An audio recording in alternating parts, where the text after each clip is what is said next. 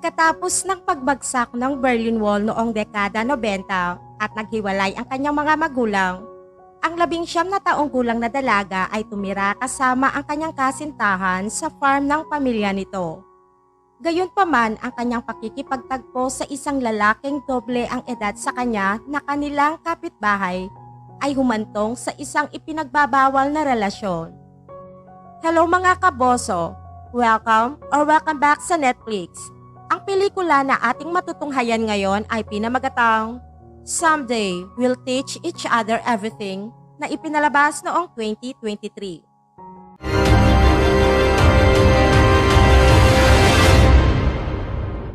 Sa panahon ng summer, si Maria kasama ang pamilya ng kanyang kasintahang si Johannes sa family farm nitong ang Brendalhof ay abalang-abala sa pagwawalis ng dayami nang marinig niya ang mga aso na tumatahol mula sa kalapit na bukid. Naririnig din ng buong pamilya ang pagchichismis ni Siegfried tungkol sa may-ari ng aso na si Henner dahil para sa kanya ay isang mabuting rancher si Henner sa kabila ng kanyang mailap na personalidad. Sa buong araw na nanatili si Maria sa pamilyang Brendel, tumanggi si Maria na pumasok sa paaralan at hindi siya marunong sa mga gawaing bahay, kaya kadalasang ginugugol niya ang kanyang araw sa pagbabasa ng libro. Kinabukasan ay ibang rota ang tinahak ni Maria pauwi at tinambangan siya ng mga aso ni Henner. Buti na lamang ay mabilis na namagitan si Henner kaya napaluhod si Maria sa lupa at nakahinga ng maayos. Nilapitan siya ni Henner at tiniyak sa kanya na hindi siya sasaktan ng kanyang mga aso. Nang matulungan ni Henner na makatayo si Maria mula sa lupa, ay hindi niya makontrol ang kanyang sarili, kaya dahan-dahan niyang hinipuan ang katawan ng dalaga. Nagalangan naman si Maria kaya kumalas ito sa pagkakahawak sa kanya ni Henner. Ngunit hinila siya nito at humingi ng paumanhin para sa kanyang inasal. Hindi naman tumugon si Maria at nagmadaling umalis. Pagbalik na kanyang silid ay dumapa si Maria sa kama at iniisip ang mga pangyayari kanina. Kalaunan ng araw na iyon ay dinala ni Johannes si Maria sa kanyang madilim na silid at buong pagmamalaki na ipinakita ang kanyang mga nagawa. Pagkatapos ay ibinunyag niya na nais niyang ituloy ang kanyang pangarap upang makaalis na sila sa kanilang bayan. Kinabukasan ay nagtungo si Maria sa tahanan ng kanyang lola upang makausap ang kanyang problemadong inang si Hana. Nakita niya ito sa likod bahay at nag-usap sila ng masinsinan. Matapos nilang mag-usap ay inihatid ni Hana ang anak. Habang nasa daan patungo sa pamilyang Brendel, hindi sinasadyang natanggal ni Hana ang susi habang umaandar pa rin ang makina ng sasakyan. Dahil sa pagkakandado ng manibela ay humantong sila sa isang aksidente. Mabuti na lang at hindi nasaktan ang mag-ina. Ngunit sobra silang nanginginig dahil sa insidente. Biglang narinig ni Maria ang tahol ng mga aso na nagpapahiwatig ng presensya ni Henner. Agad na sinimulan ni Henner na itulak ang kotse pabalik sa kalsada. Halatang nahihirapan siyang gawin ito kaya tinulungan siya ni Hana. Nang makabalik na ang sasakyan sa kalsada, kinuha ni Hana ang mga gamit ni Maria sa kanyang trunk at ibinaba na lamang ito sa harapan ng anak at umalis ng walang paalam. Matapos iwan ng kanyang ina na si Hana, nagsimulang tinahak ni Maria ang liblib na daan pauwi. Bago pa siya makapagpatuloy ay hindi niya mapigilan ang sarili na isipin si Henner kaya sinundan niya ang lalaki sa kanyang bukid. Pagdating sa tirahan ng mailap na lalaki ay inakay nito si Maria sa kanyang kwarto at nagsimulang mabalisa ang babae. Sa ilang sandali, naghalikan ang dalawa ngunit biglang huminto si Henner dahil nakukonsensya ito at inutusan niyang umalis ang dalaga. Ngunit hindi sumunod si Maria at sa halip ay nagsimula na itong landiin ng lalaki. Pinaghahalikan ni Maria ang likod ni Henner. Dahilan para mawalan ito ng kontrol at natuloy sila sa mainit na pagtatali. Kinaumagahan ay magpapaalam na sana si Maria nang mapansin niya ang chikinini na inilagay ni Henner kaya naghanap siya ng maisusuot upang maitago ito. Habang nagbibihis siya ay natagpuan niya ang isang sobre na nakatago sa kanyang mga gamit. Binuksan niya ito at napagtantong isa iyong liham ni Henner tungkol sa isang lalaking nananabik sa isang babae at sa wakas ay naangkin niya ito. Ilang sandali ang lumipas, dumating si Harmut kasama ng kanyang pamilya sa Brendel Farm, kaya nagkaroon ng reunion sa mga miyembro ng pamilya. Matapos magkamustahan ng lahat ay inalok ni Frida ang pamilya ni Harmut sa loob ng kanilang bahay upang kumain. Nagpaalam naman si Maria kay Johannes na maglalagay muna siya sa labas, kaya hinalikan siya nito sa kanyang pisngi. Tumungo siya sa tabing ilog kung saan nag-isip siya na kanyang isasagot sa liham sa kanya ni Henner. Pagkatapos ay pinuntahan niya ang bahay ni Henner at itinapon ang kanyang liham sa bintana. Nang mangyari ang realisasyon, pumasok si Maria sa loob ng kanyang bahay upang kunin muli ang sulat. Ngunit nahuli siya ni Henner. Kinuha ng lalaki ang sulat mula sa kanya at binasa ang tugon ni Maria. Napagtanto niya na pumapayag si Maria na ipagpatuloy ang kanilang relasyon, kaya tinanggal niya ang scarf nito at sinubukang halikan. Ngunit napansin niya ang mga chikinining inilagay niya sa leeg ng dalaga. Nauunawaan ni Maria na nakukonsensya si Henner, kaya tinayak niya dito na walang makakaalam tungkol sa kanilang bawal na relasyon at hindi niya sasabihin kahit kanino ang tungkol dito. Pinaalalahanan naman siya ni Henner na mangako sa kanyang mga sinabi. Pagkatapos ay kumuha ito ng panghaplas para mailagay sa kanyang chikinini, saka ibinalot ang kanyang liham sa kanyang scarf at ibinalik sa kanya. Matapos ang pagkikipagkita kay Henner ay bumalik na si Maria sa residente ng Brendel. Habang ang magkasintahan ay nasa kanilang silid, sinubukan ni Johannes na kuhaan ng litrato si Maria habang nakahiga ito. Ayaw sanang pumayag ng dalaga, ngunit dahil makulit ito ay pinagbigyan na lamang ang kanyang kasintahan. Sa sandaling tapos na si Maria ay itinuon niya ang kanyang atensyon sa kanyang libro. Subalit ang kanyang libro ay may nakatagong liham ni Henner at buong pananabik niyang binasa ito. Napag-alaman niyang nais niyang sunduin ng lalaki kinabukasan, kaya hindi mapigilang mapangiti ni Maria. Kinaumagahan, habang pinapakain ng mga rabbit ay lumitaw si Henner at hinahanap siya. Agad naman siyang lumabas upang salubungin ito. Napansin ng mga marites na hindi naaayon ang kanyang damit para sa horseback riding, kaya inutusan nila siyang palitan ang kanyang get-up. Matapos ng kanilang pangangabayo ay nagtungo na sila sa bahay ni Henner kung saan nagtimpla ito ng kape. Napansin ni Maria ang isang libro at ikinuwento naman ni Henner na pag-aari iyon ng kanyang ina. Iniba ng dalaga ang paksa at sa halip ay nag-araruhan silang dalawa. Kalauna ng araw na iyon sa silid ng magkasintahan, nagpaalam si Johannes kay Maria na mawawala ito ng ilang mga araw upang tumungo sa isang art university. Pinayagan naman ito ng dalaga. Dahil doon ay sinubukan ng lalaki na makipagtalik kay Maria, ngunit tumanggi ang dalaga at sa halip ay niyakap na lamang niya ito. Kinabukasan ay sinamahan ni Frida ang pamilyang Hartmut patungo sa West Germany. Ngayon lahat ng pamilyang Brendel ay paalis, kaya nagbandaling pinuntahan ni Maria ang kanyang matandang kabi, ngunit hindi siya nito pinaunlakan. Dahil dito, si Maria ay nananabik na tumitik sa kanyang bahay sa pamamagitan ng bintana ng kanyang silid. Napansin ito ni Johannes at inaliw si Maria sa pag-aakalang nalulungkot ito dahil sa kanyang pag-alis. Kinaumagahan ay nagtungo si Maria sa isang pub at doon ay nakita niya si Henner na nakikipag-inuman. Narinig niya ang mga pangit na salita ni Henner tungkol sa kanyang ex-wife dahil sa pag-iwan nito sa kanya. Nang lumingon ito ay nakita niya si Maria at pinaringgan ang dalaga na ang katulad nito ay lilisanin din ang kanilang bayan at hindi na muling magbabalik pa. Ininsulto pa nito ang dalaga kung ano ang nagustuhan nito kay Johannes, kaya mabilis namang umalis doon si Maria. Sa kanyang pag-uwi ay sinunggaban siya ni Henner at nakiusap na manatili sa kanyang bahay ng ilang mga araw.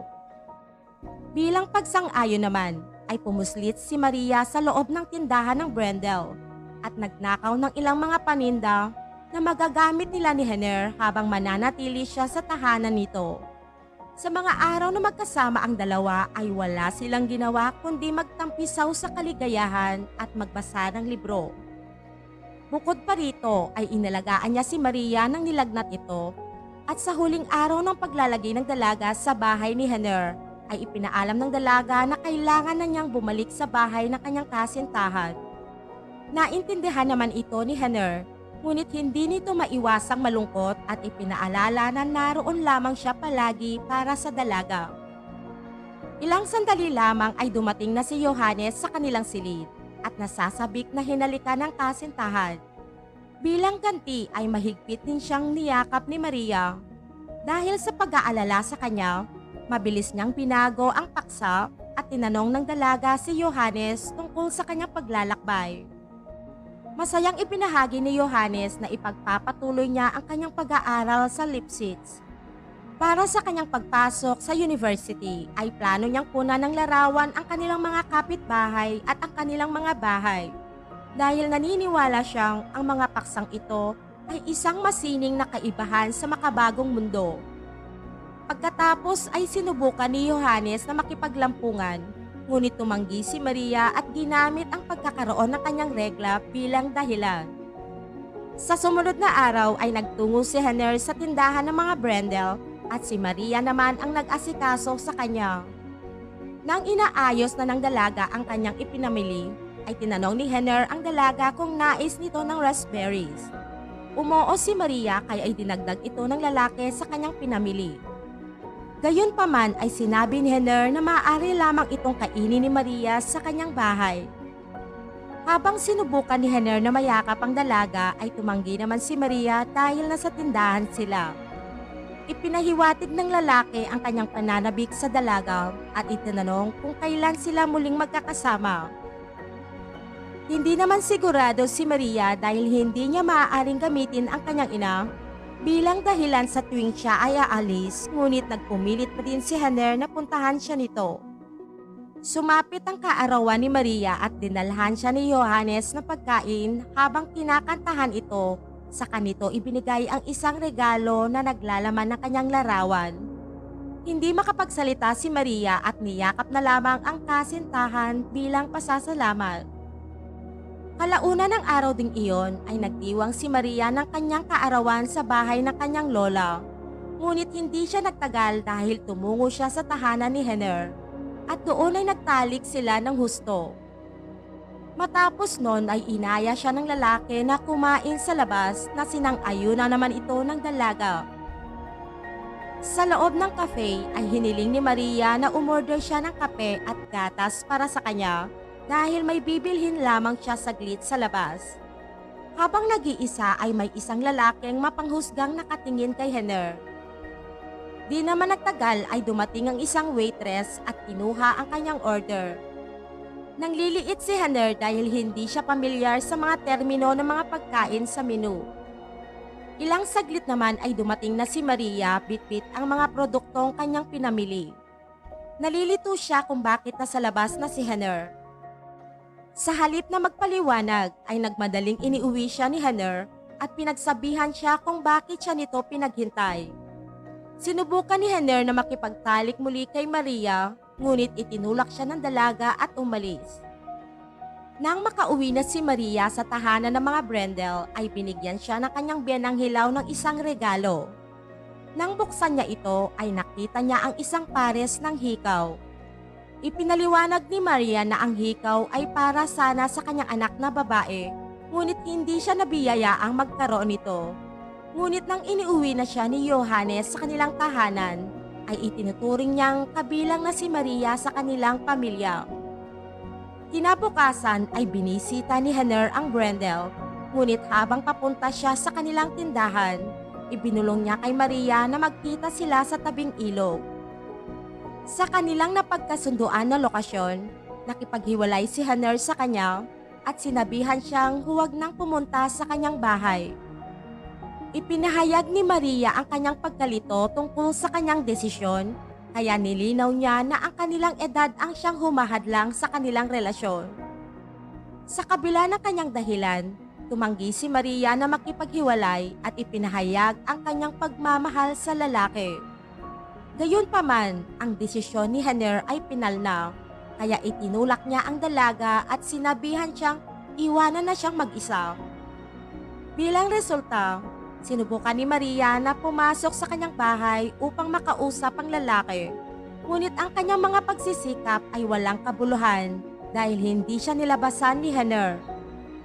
Pagkaraan ng ilang araw sa tahanan ng kanyang ina, naging maayos na ang pakiramdam ni Maria nang bigla siyang dalawin ni Henner. Ipinaliwanag niya na hiniling sa kanya ng pamilya Brendel na alamin ang kalagayan ni Maria dahil nasa kalapit lamang siya. Bukod pa dito ay ipinaalam niya kay Maria na namimiss na siya ni Johannes. Alam ni Maria kung ano ang ibig sabihin ng mga salita ni Henner, kaya mabilis niyang kinuha ang kanyang mga ilang sandali pa. Dinala siya ni Henner sa kanyang bahay at inamin na hindi niya mapigilang malayo sa kanya. Sinabi sa kanya ni Maria na muntik na siyang mamatay dahil iniwan siya nito. Walang sabi-sabing nilapitan siya nito at buong pagmamahal na niyakaw. Kinabukasan ay bumisita si Johannes sa bahay ni Henner sa isang misyon upang kunan ng larawan ang kanyang bahay. Pumayag naman si Henner, ngunit pinawalan siyang makapasok sa kanyang bahay, lalo na't doon niya itinago si Maria. Habang kumukuha ng litrato si Johannes, na curious na tinitingnan siya ni Maria. Gayunpaman, ang kanyang ginawa ay humantong kay Johannes upang makuha ang kanyang anyo. Kinakabahang ipinaalam ni Maria kay Henner ang tungkol dito. Ilang sandali pa, bumalik si Henner sa silid pagkatapos umalis ni Johannes. Ibinunyag ni Maria na ayaw na niyang magsinungaling sa pamilyang Brendel dahil nais na niyang makasama ito. Salungat sa pagkaunawa ni Henner ay wala siyang planong panatilihin si Maria sa kanyang bahay dahil natatakot siyang layuan siya ng mga taga roon kung mabibisto ang kanilang relasyon. Bukod pa dito, ayaw niyang maranasan ang parehong kalungkutan na kanyang nararamdaman dahil sa paghihiwalay. Hindi siya pinakinggan ni Maria. Sa halip, ay tinanong siya nito kung mahal niya ito na sinang-ayunan naman niya. Naniniwala pa rin siya na hindi ito sapat na dahilan para magsama sila. Idinagdag pa niya na maaaring siyang iwan ito balang araw, lalo na't may magandang kinabukasan ito sa hinaharap. Ano man ang patuloy na pagtanggi ni Henner, naniniwala si Maria na magagawa nila ito. Binalot ng katahimikan ng silid ng ilang segundo, ngunit biglang nagsalita si Henner na nagsasabi sa kanya na pag-isipan din niya ang tungkol dito.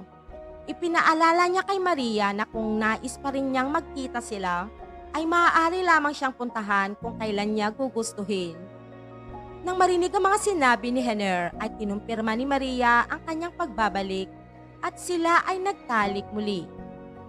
Pagkatapos umalis sa tirahan ni Henner, ay nagtungo si Maria sa madilim na silid ni Johannes na ikinagulat nito. Masayang binati ng binata ang kanyang kasintahan, ngunit nahihiya ang dalaga. Tinanong ni Maria si Johannes tungkol sa kanyang mga ginawa upang ipakita sa kanya rito ang mga larawang kinunan nito sa bahay ni Henner. Ibinahagi ni Johannes kay Maria na may nakuhaan siyang anino ng isang babae sa bintana ni Henner at ibinahagi na may babae ito. Dahil doon, naniniwala siyang pinagbabawalan siya ni Henner na pumasok sa kanyang bahay dahil may kasama siya. Nang gabing iyon, plano ni Maria na aminin na ang kanyang relasyon kay Henner, ngunit abala si Johannes sa kanyang madilim na silid.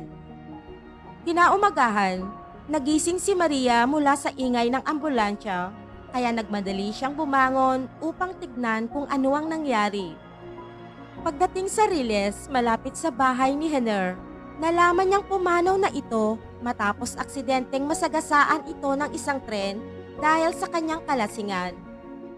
Kahit na nabigla, nagmadaling tumungo si Maria sa bahay ni Henner upang kunin ang ilan sa kanyang mga kagamitan. Pagkatapos ay tumakbo siya sa bahay ng kanyang lola upang makakuha ng comfort mula sa kanyang ina. Makalipas ang ilang taon, isinalaysay ni Maria na nakalimutan na niya ang nangyari pagkatapos ng pagpanaw ni Henner. Ganun pa man, palagi niyang iniisip ang tungkol sa isang libro at mga panipi mula rito. Naniniwala siyang magkikita silang muli ni Henner balang araw at kapag nangyari iyon, sigurado siyang sasabihin nila sa isa't isa ang lahat. Marami pong salamat sa walang sawang panonood at pakikinig mga kaboso. Huwag po nating kakalimutang mag-subscribe sa aking channel, pa-like, comment at share na din.